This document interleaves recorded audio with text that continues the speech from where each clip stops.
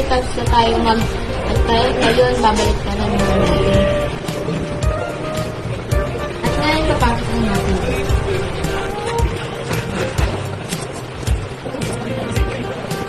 Ngayon, ito na yung sinalabasan. Thanks for watching. Bye!